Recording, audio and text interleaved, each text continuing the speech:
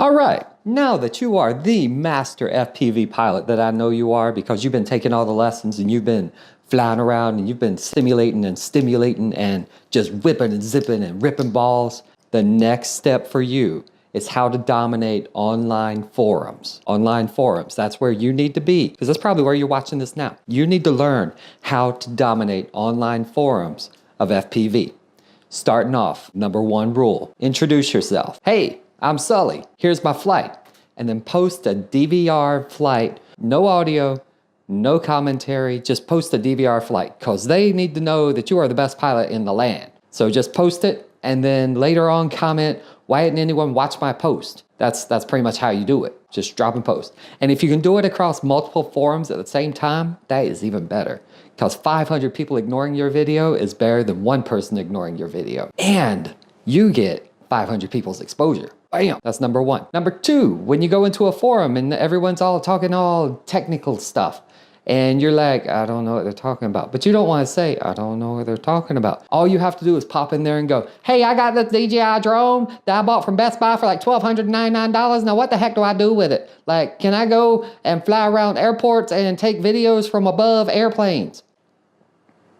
Because everybody loves that. They do. They will jump right in, they will help you, and they will tell you how you can go above airplanes and just shoot down and watch the pilot wave at you on the way by. He just, hey, it's a DJI drone. They love that sort of thing. They love it. It's the best thing ever. Number three, especially when you're new, this one is for all of you very first time you go into a forum. This one's very important. I want you to go in on your very first video of how to flash beta flight and update your ESCs. And I want you to plug that battery in. I want you to leave the props on, okay?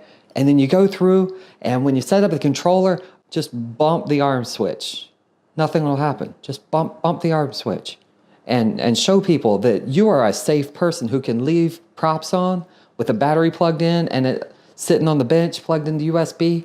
Nothing will happen. Just bump the arm switch. Just click it. And every time that you go in and show people how to do it, you're like the safety master. That's what you do. You just pop it right in there. Just plug that USB port in. You will be good to go. Good to go.